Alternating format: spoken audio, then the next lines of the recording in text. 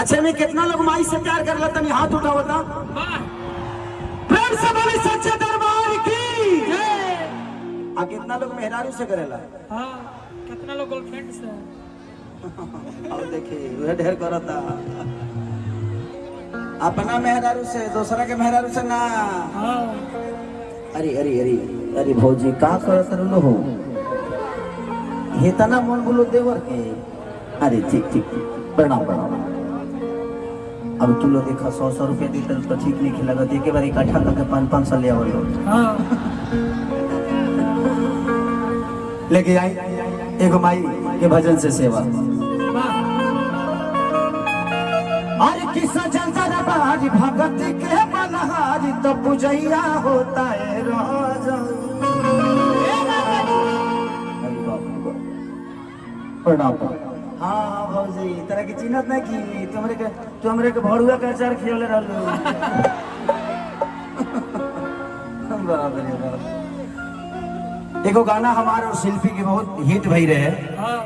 कि हमारा राजा के तो ताला पटा बल खिड़की हवा छोरू छोरू लागेला पहले में भक्त माई से का गालस हर की सजल दरबार भगत के बलहार तो पूजैया होता है तनवती नदिया चढ़े लोग जागेला तो माई के लागल बावे निमिया पछुलू बलम हवा छोरू छोरू लागे 1 2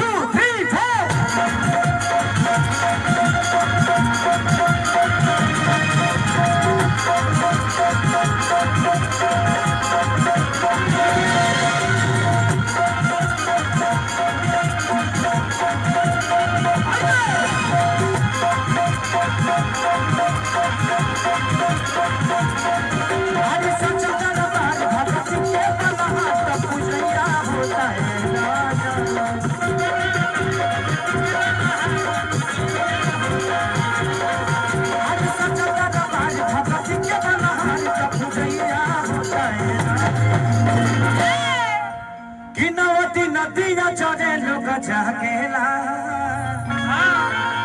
तो माइके लागल बारे